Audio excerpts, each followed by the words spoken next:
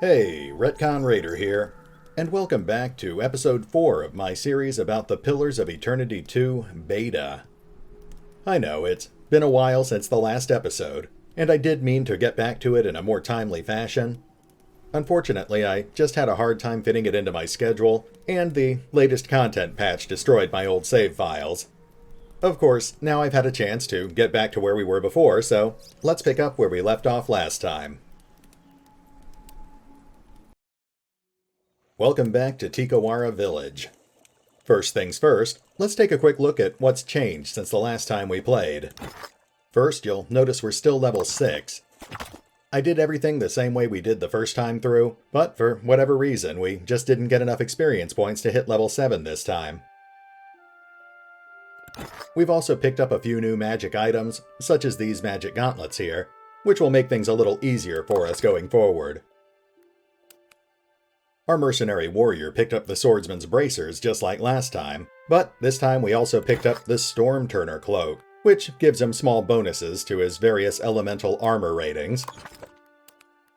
And most of our other party members have picked up minor cosmetic items like cloaks and hoods.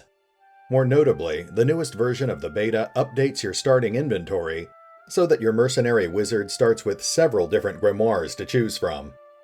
Each of these apprentice grimoires has a small assortment of loosely themed spells, making it a lot easier to customize your mercenary wizard to your preferred playing style. In my case, I decided to go with the Apprentice Evoker's grimoire, which gives me a small assortment of basic fire spells. It also gives us access to the Thrust of Tattered Veils spell, which only does a small amount of force damage, but also has the Interrupt effect, which is incredibly useful.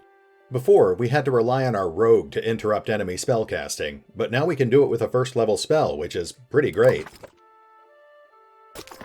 The new version of the beta also starts your spellcasters off with a small assortment of one-use scrolls, which is nice, but it's not really a game changer. Now last time, we left off in the middle of an investigation. Someone had stolen the tribe's supply of koiki fruit, and the warrior Makumu firmly believed that the village layabout Tamao was guilty of the crime.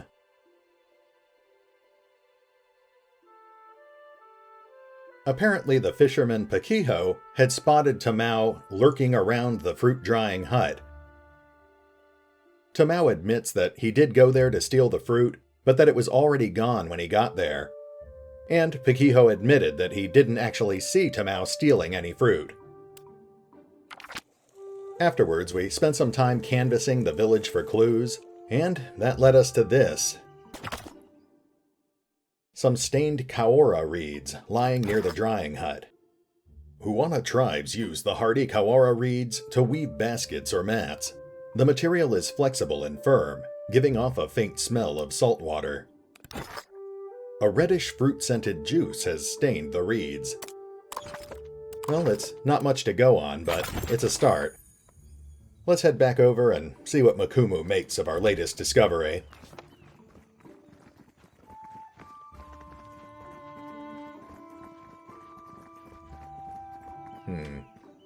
Why not? This is woven from Kaora reeds, a hardy but flexible material smelling of sea salt. I'm sure it's no coincidence that that's one of the few buildings in the village we can actually enter. Yes, hello. Whatever you need, I can help. He speaks with the false poise of someone who spends a lot of time practicing in front of the mirror. I found this Kaora reed outside of the Koiki hut. Ikera, curious. Makumu tips his head with mild interest. This is a weaver's material, but I say it is everywhere in Tikiwara. He sweeps out his arm to encompass the entire village. Pakiho was lying. Tamao didn't steal the Koiki. What say? Pakiho speaks through a false blowhole.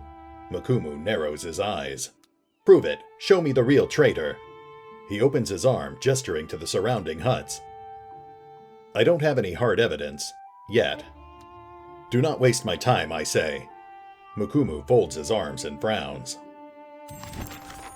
Well, that didn't really give us much to go on, but let's check out our journal.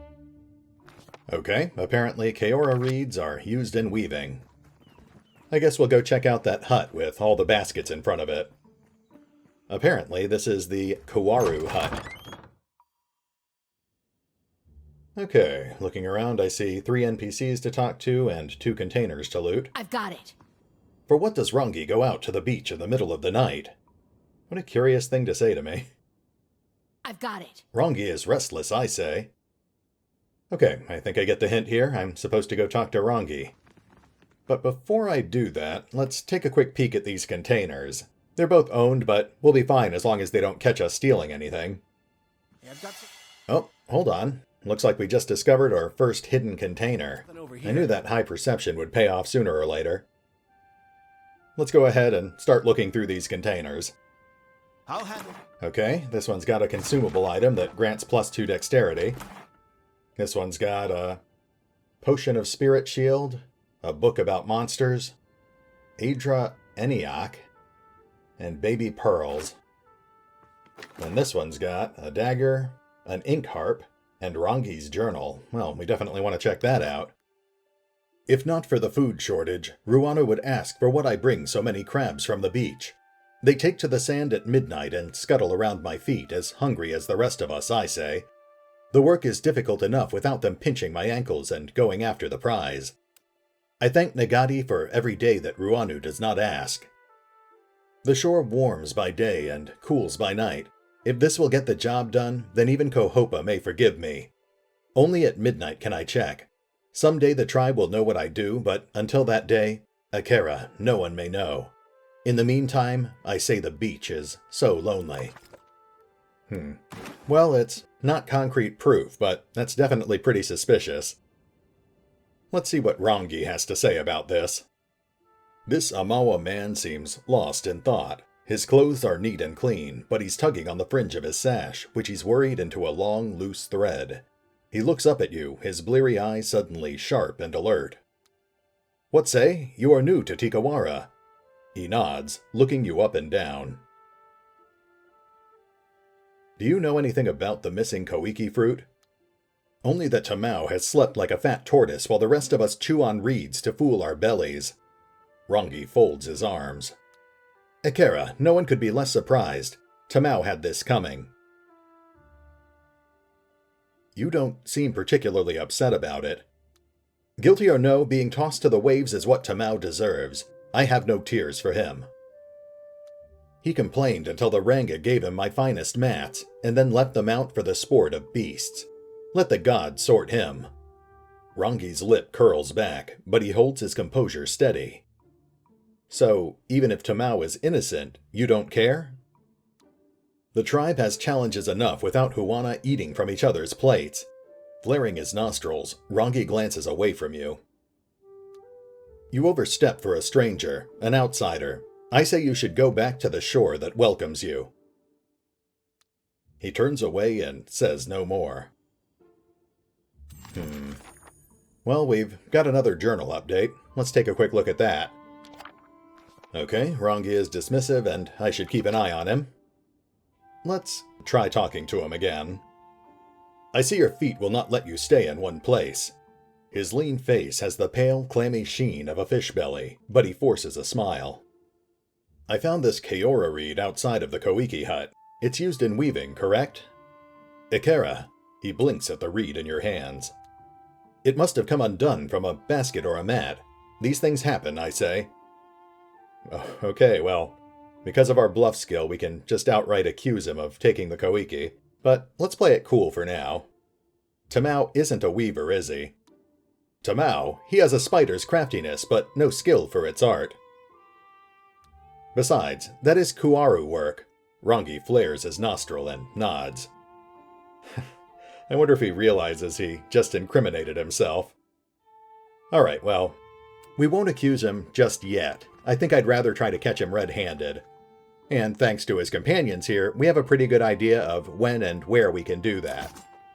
We'll go ahead and wait until about midnight. There we go. Now we just click the wait button and... Alright, it looks like he's gone.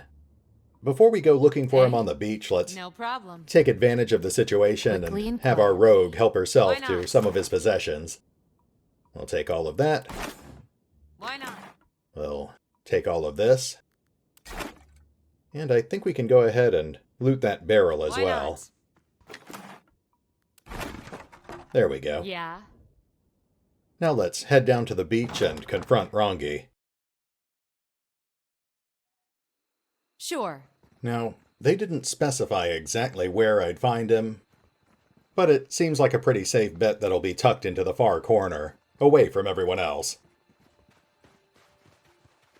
It's actually a little more active out here on the beach than I would have suspected. I guess most of these villagers must sleep out here. And, oh, okay. Well, that's definitely Wroński. For what do you follow me? Wroński keeps his hands at his sides, breathing heavily all the while. You seem awfully nervous. Something the matter? Can a weaver not soak his feet in the cool sand? Our village has troubles, Akera. I go here to set mine afloat on Nagati's back. He nods to indicate the peaceful lapping of waves. Well, I could sick Raider on him. Don't be so anxious. I'm here to help. How could you know about... Wroński narrows his eyes and shakes his head. He seems totally disbelieving, but sighs and releases the tension at his shoulders. I stole the Koiki, not Tamao. He winces. Ruanu would have us waste our last Koiki on a ceremony to the gods. I say the seeds must be harvested and planted. He nods, resolute on this point even as he eases back. So I hide them by the shore, where the sun warms the sands just so, and I wait. Storing fruit in a moderate heat source, not a bad way to ease the seeds open. Akera, do you cultivate? His eyes swell open with hope. Koiki is tough, stubborn. It does not surrender without a fight. I let Amira's hot breath warm the heart of the seeds and tell them to grow. So why frame Tamao? Why not explain it to the chieftain? Ruanu would not understand. A Kawaru like me is no farmer. It is not my place to decide what is harvested. But if I can spring life from the Koiki seeds, then we have a chance to feed the tribe on a new crop. At least, what tribe still lives by the time the fruit grows? He glances away and sighs. That's an interesting point. Tamao is an innocent man after all. What say? He has stolen, insulted us, even hurled insults at the gods. Wroński spits and wipes his mouth with the back of his hand. He is no innocent, I say. If birthing a new crop of Koiki means his sacrifice, even Nagati would forgive this. So it's just a question of what I tell Makumu. Akera, but say nothing. Wroński takes a step closer, his eyes widening. If Ruanu takes back the Koiki, we will grow nothing else in time to sustain the tribe. He bows his head, speaking to the ground between his feet. Ooh, well, that definitely presents us with a bit of a moral quandary. On the one hand, Wroński has good intentions here, but there are way too many mitigating factors. He even admitted that by stealing the tribe's Koiki fruit, at least some of the tribesmen will starve, and he's also admitted he has no idea what he's doing. There's no guarantee he'll be able to use those seeds to grow more Koiki fruit. There's also the fact that he's framing Tamao, but that's a bit of a gray area. I will consider it. I beg of you, for the good of the tribe, let Tamao meet the gods that the rest of us might eat again. You're not making this easy on me, Wroński. Wroński admitted to stealing the Koiki fruit. He said it's buried on the beach. Okay, here's what we're going to do. We're going to take the fruit and return it to Makumu. Oh, and we're back up to level 7 again. I'll take care of that off-screen in just a moment. Got it. For now, let's head back over to Makumu. Like I said, I'm going to return the fruit to him.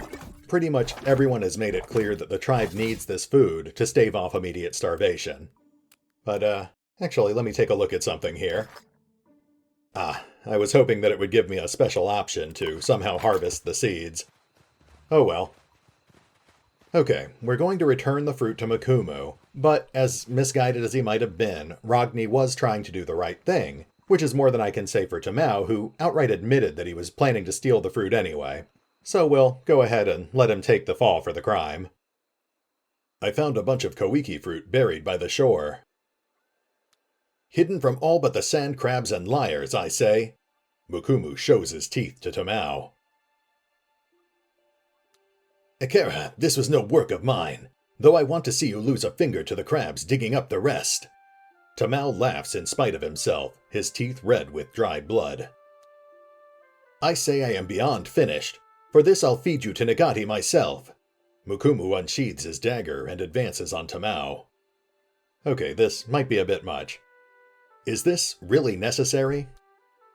With respect, it is not for you to question how I protect the tribe and appease the gods.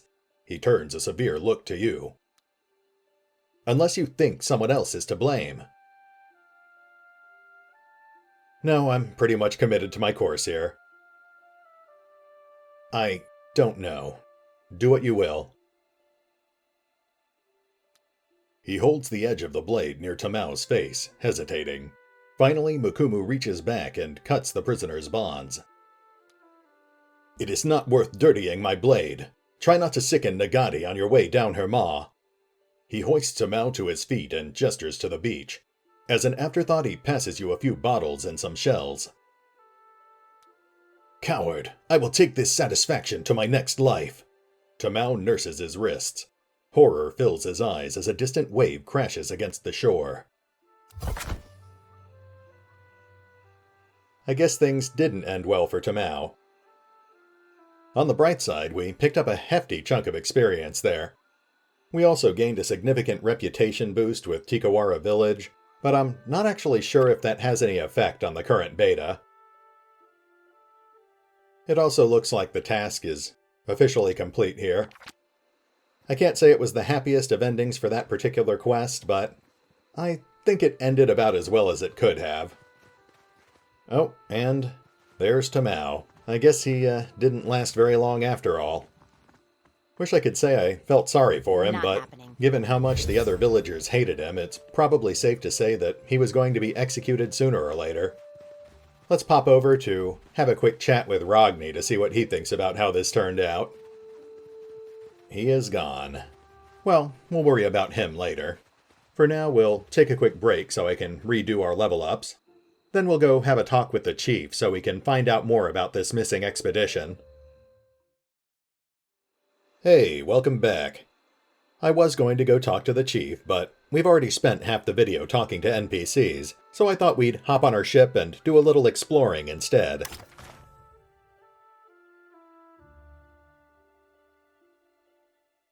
Nautical exploration is intended to be one of the major features in Pillars of Eternity 2, and the current beta gives us a small taste of what it's going to be like. The minimap here shows us the entirety of the world we can currently explore in the beta, but I have to imagine that the final game will include a much larger world map. At the moment, the majority of this space is filled with ocean and random islands that you can cruise by, but you can only actually land on specially marked islands. Like this one right up here. Of course, at the moment, most of these islands just feature basic loot nodes. It's a good way to find crafting goods and vendor trash, but it's not particularly interesting just yet. Still, I do like to explore, and it's possible they've added some new content since the last time I played through the beta. I'll take a moment to methodically chart out the oceans here, and we'll take a look at some of the highlights. Here we go. We're up on the northwest corner of the world map, and you can actually see that this island has some item sparkles on it. We'll dock and check that out real quick. There's some spire sponge, which I believe is a crafting ingredient. And there's a loot cache, which has a club in it. That's a bit of a letdown. Alright everyone, back to the boat. Okay, we've explored about a third of the world map at this point, and we've spotted some potentially interesting islands to land on. You can see that this one that we're just passing has multiple item sparkles on it, but we haven't spotted a place to land just yet. This island over here on the right also looks pretty promising as well. Let's check out the smaller of the two islands first. There's our landing point. Okay, we can already see what appears to be a basic loot node. That gets us some Barath's Bell. We can also see a crafting node right over there. Oh, and there's a loot cache. Okay, we just found some ink harp. And hopefully we'll find something better than a club here. A ring of minor protection. Yes, we'll definitely take that.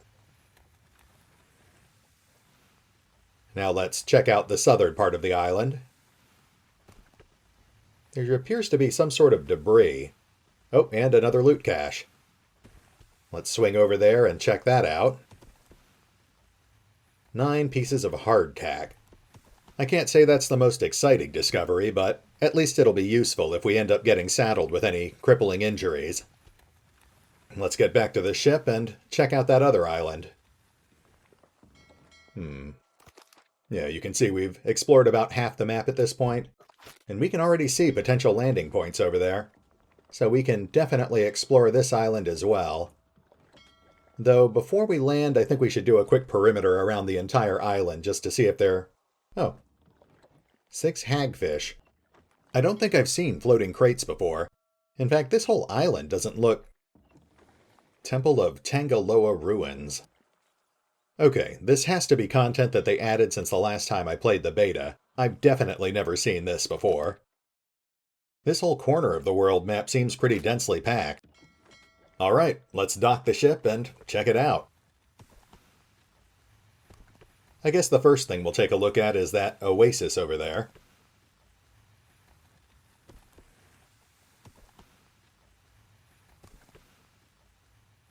Okay, that got us 7 units of water. I'm not actually sure what that's good for, but I guess it's better to have it than not have it. We also just spotted another point of interest, Amira's Whisper. We'll grab those crafting ingredients, then check out that POI. A light fog curls about your ankles. Breathless, whispering voices call to you from the darkness. They cry in half-uttered sentences, in moans, gurgles, screams. What few words you can make out among the chorus beg for mercy, for an end to their pain. Well, that certainly sounds ominous. Let's step deeper into the fog. The fog winds around your torso and clings to your skin. The cries become shouts, and the chorus screams. The fog thickens until you see nothing but its swirling, ghostly shape. Dark forms appear in the fog. They encircle you one moment and disappear the next. Okay, that's even more ominous. Let's try dispersing the fog with a spell, except we have no suitable spells. Okay? Who's there? Show yourselves! In an instant, the shrieking gale ceases and shapes stutter to a halt. They linger for a moment, flickering uncertainly, then coalesce into a greater darkness and rush toward you. This can't end well.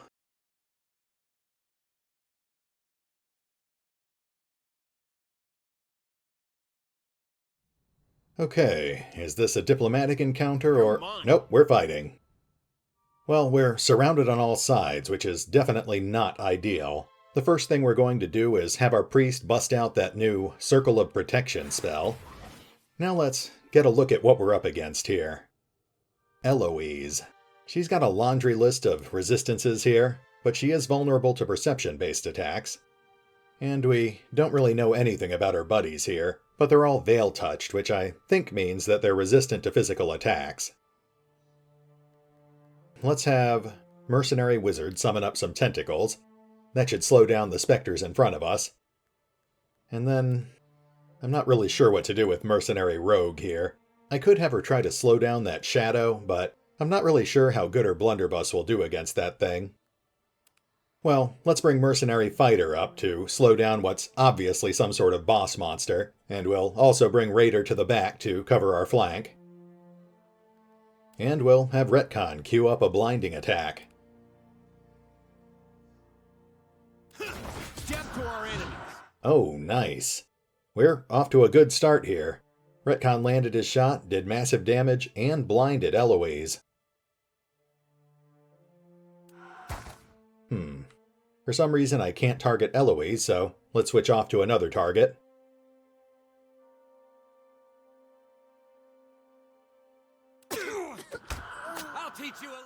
Raider also got left behind, so let's bring him back into the fight. You better run! Oh, that was quick. Looks like we've already taken out one of the shadows, so let's see if we can take out that other one too. Looks like our circle of protection just went up. And, oh, hold on a second. Oh, geez, I didn't even realize our mercenary priest got chewed up so fast. Well, there's nothing we can do about it now. We'll just have to see if we can survive this fight without a healer.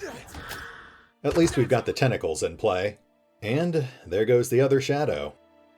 At this point, all of the threats are lined up in front of us. We've got Eloise and we've got that Spectre.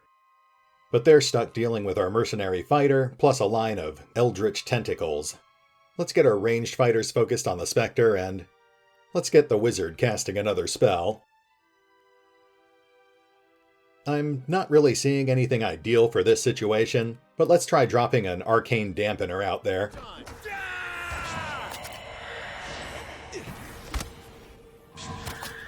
Those tentacles are definitely doing a number on them. I think the Spectre's about to die already. There it goes.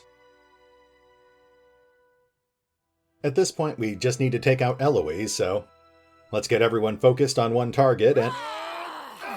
Whoa, what just happened? Quick, toss me something else. Okay, she scared everyone and knocked them back. Let's get the party back on her. It also looks like she's recovered from that blinding strike. Death to our enemies. So let's have Retcon hit her with another one. All of our fighters' moves are pretty useless against her, so he'll just keep hitting her with his mace. We're actually making some pretty good progress on chipping away at her health. Sure. So I think at this point we can get away with just having our guys auto-attack her to death. No good. Let's go. Ha, got him. That's not supposed to Yeah, happen. we seem to be doing okay. After him. This weapon's so good to me. Almost. There we go. Things got a little dicey there, but we pulled it off. We also learned some more information for our bestiary. I wish they had that feature enabled so I could go check it out. Oh well.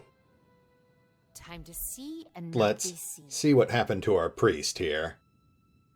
Looks like he's suffering from frostbite. That actually doesn't look too bad. Eh? I got it. Okay, let's check out that loot. Eloise Locket. Crafted from silver and inlaid with a bloodstone, this necklace bears a short inscription in Adiran identifying the owner, the former first mate of the impostor's lament. Within its compartment rests a curled lock of light brown hair. Spiritual essence infuses the pendant, lending both it and its wearer an otherworldly air. Well, that's quite a description. And the stats are pretty good, too. Plus 10 accuracy, plus 5 to all defenses, plus 1 constitution, plus 1 intellect.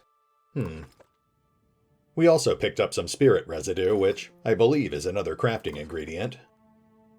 Obviously, we're going to grab both of those items, and let's get that amulet equipped. Oh, right. We also have this Ring of Minor Protection.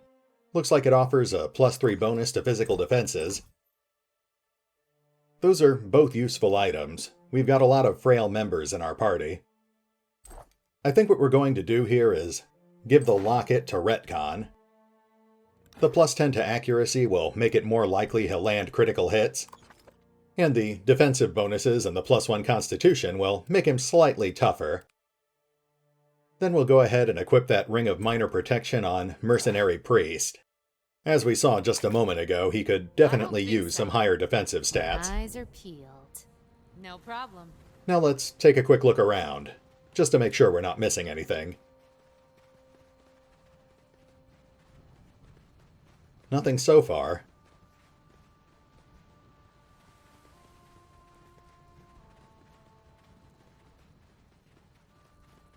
Nothing over here either.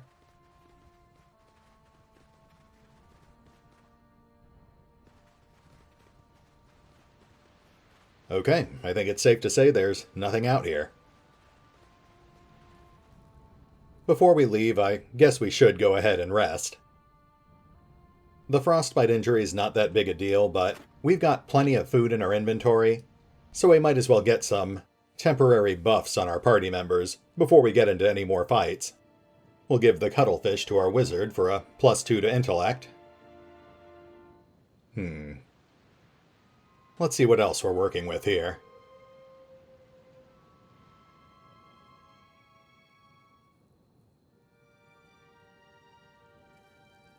Okay, we'll put a snapper on our rogue.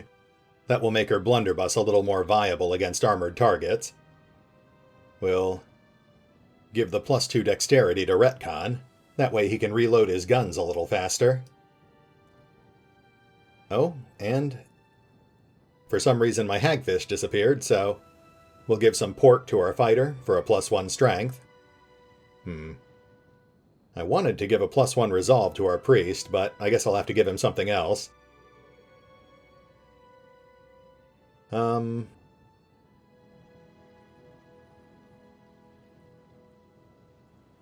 Okay, we'll give him some poultry. That will give him slightly faster health regeneration. And rest.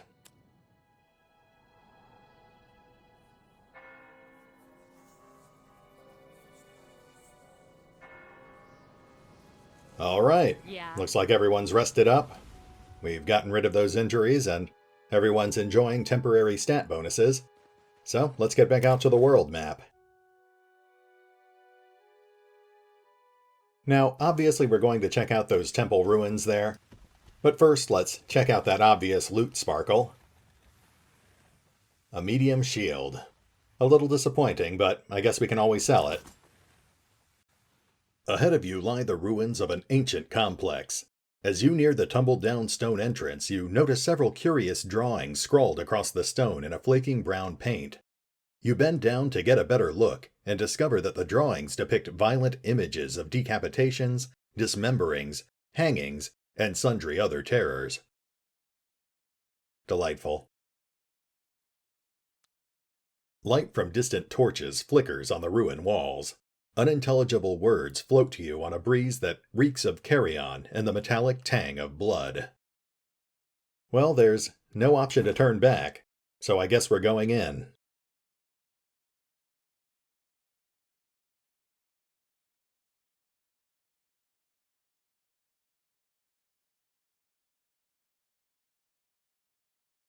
Okay. I have no idea how big this place is or what's in here, so let's take it slow. The better part of valor. Got it.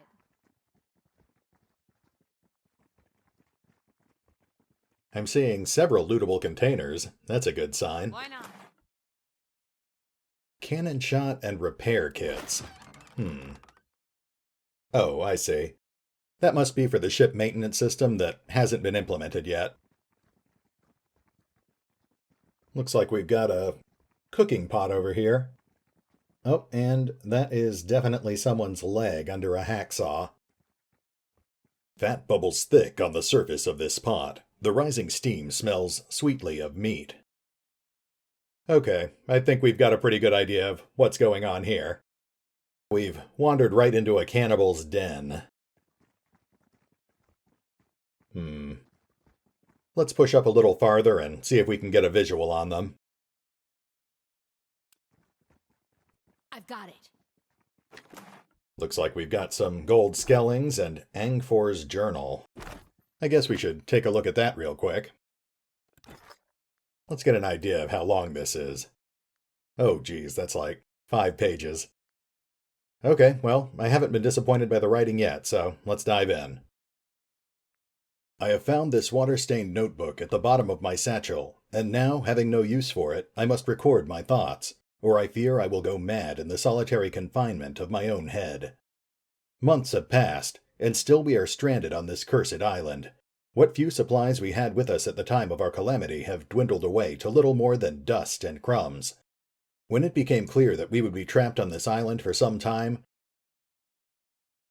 we began to ration our food.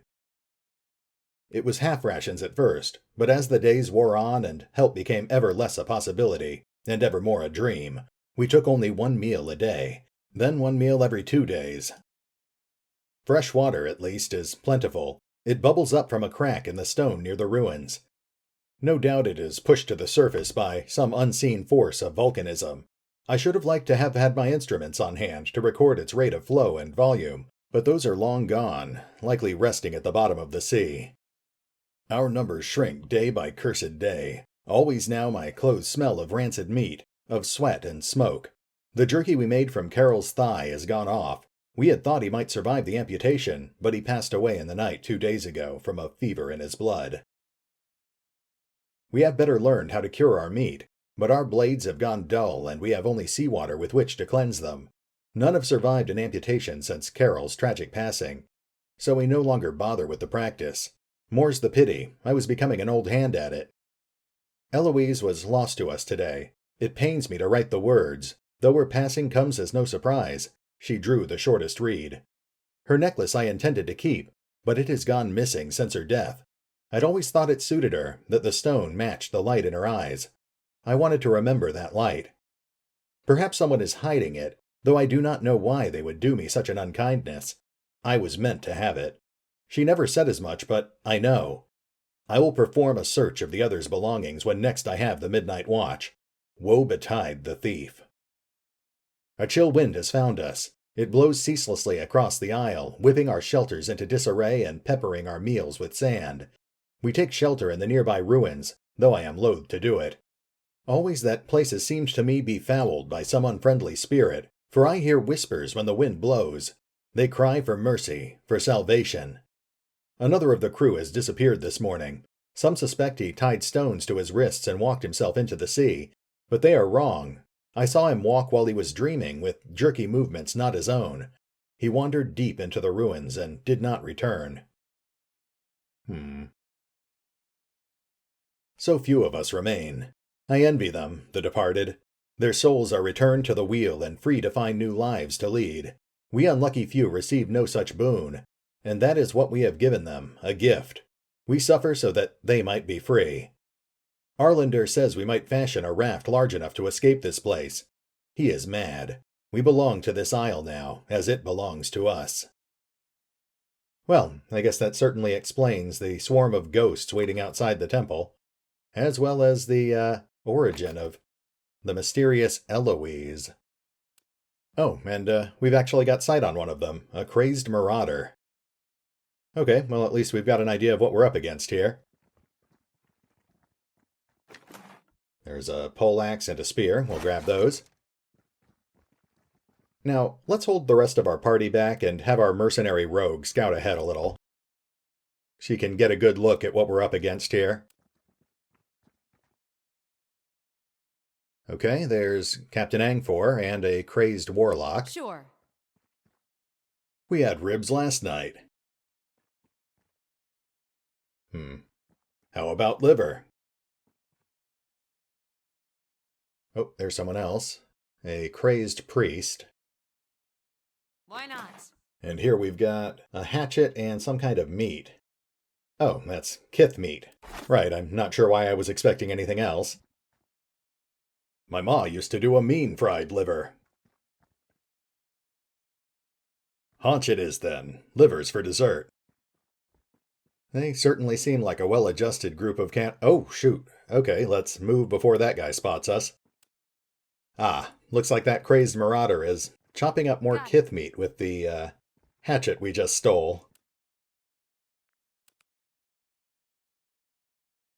Okay, let's bring our rogue back up and take a peek in the other side. No problem. Just to see if there's anyone else. There's a crazed zealot. And a crazed warlock again. Captain Angfor is still hanging out near the fire. We might actually be able to kite these guys into separate groups. Oh, hold on a second. Captain Angfor is headed right for us. Oh, geez. There's no way we're getting out of his way in time, so let's initiate an emergency attack here. Retcon will go for an arterial shot. If we're lucky, we'll be able to take him out relatively quickly with an alpha strike.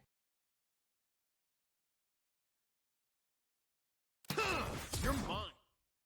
Oh, nice. There's a solid 76 damage crit, plus 12 seconds worth of bleeding damage. Looks like he's got a gun, so let's pull Raider and our fighter out of stealth so they can engage him a little faster. I guess we should get our wizard started on a spell, too. We'll have her throw up a wall of tentacles. That should slow down the marauder. Onward. Oh, we already killed Captain Angfor.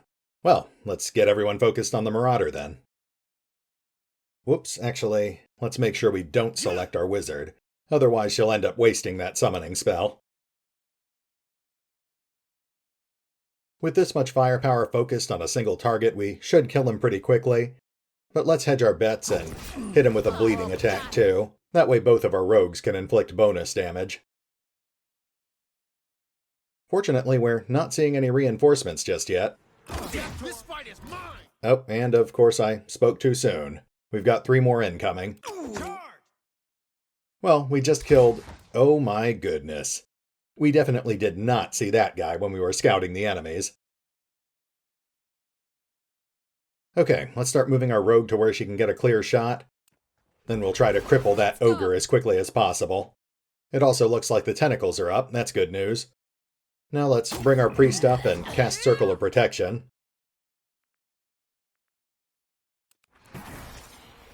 Let's have Retcon hit that ogre with a blinding strike. And we'll bring our wizard up a little closer so she can start dropping spells on them. Then our mercenary rogue will... Well, I guess there's no sense in doubling up blindness on the ogre, so let's have her hit that warlock instead. That should keep him from casting any spells. Oof, okay, well, too late for that. The warlock already cast some sort of spell that dazed everyone. Oh, but we just killed the zealot. The warlock's got another spell queued up, looks like a spiderweb spell. Let's get some of our ranged fighters focused on him. Hopefully we can take him down pretty quick, and then we can have everyone focus fire on the ogre. Shoulda run. There we go. Warlock's down. Now let's get everyone on the ogre. In fact, this is probably a long shot, but let's see if Mercenary Fighter can knock the ogre down. Wow, we're actually really tearing this guy up. Show him how it's done. Ha, got him. Oh, that actually wasn't that bad. That last patch must have rebalanced combat pretty heavily. It feels a lot faster and deadlier all of a sudden. Now let's check out all that loot. A couple of daggers. Kith meat. More kith meat. Even more kith meat. Forbidden flesh pie. Delicious. We've got a bunch of conventional weapons here. An arquebus. Some shells. A few bronze coins. Some clothing. There's some silver there. Fine mail armor. Fine rod. And a blood-soaked grimoire. Which is empty. That's definitely a little unusual. I'm guessing that since this area was probably just added to the beta, it may not be finished yet.